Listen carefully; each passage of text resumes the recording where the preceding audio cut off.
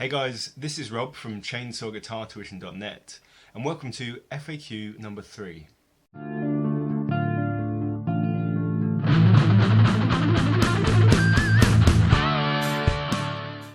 As a learning guitarist, I find it really frustrating that different teachers advise different ways to hold the pick.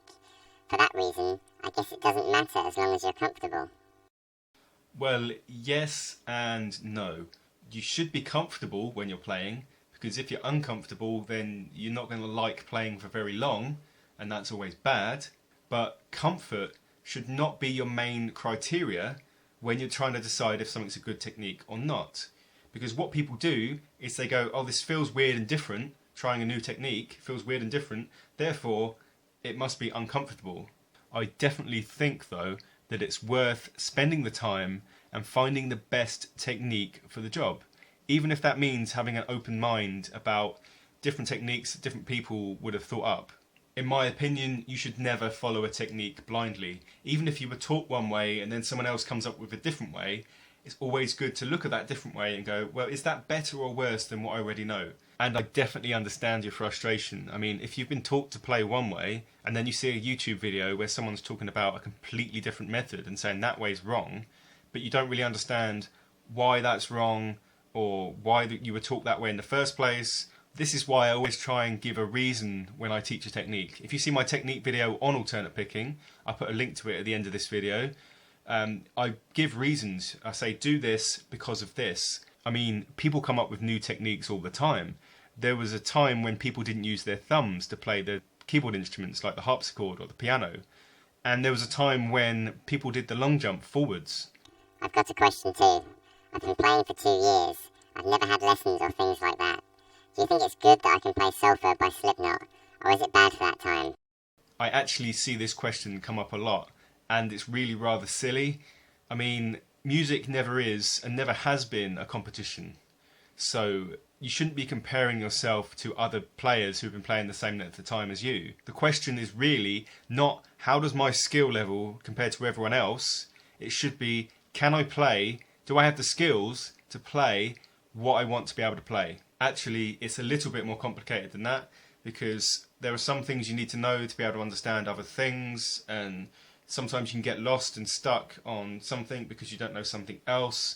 And this is kind of how music works, and there's not one solid path, there's not one straight path through it all, like with something like maths or something. It doesn't work that way. Then you've got the issues of different people learn things in different ways and at different speeds. So you're good for 2 years, might be someone else's rubbish for 2 years, it might be someone else's amazing for 2 years. You can't judge that at all, there's no way to say. So if you're stuck on where to go and you think you're missing things, I recommend getting a teacher, because a teacher will be able to judge your performance and know where you're missing out and where you need to go.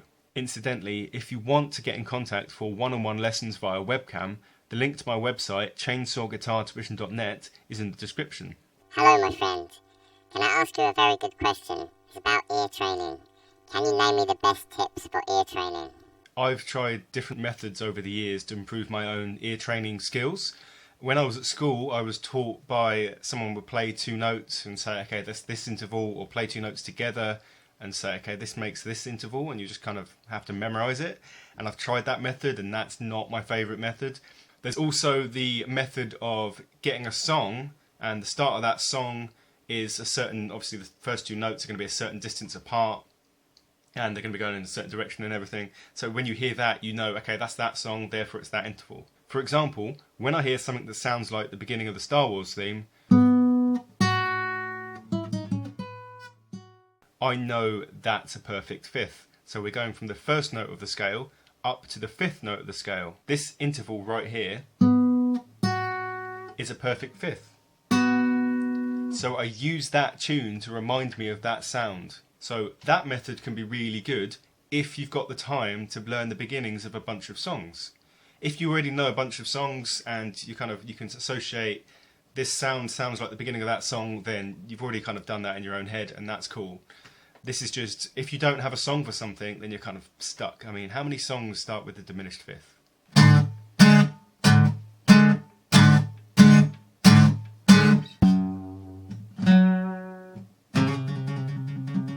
Okay, maybe there are a few.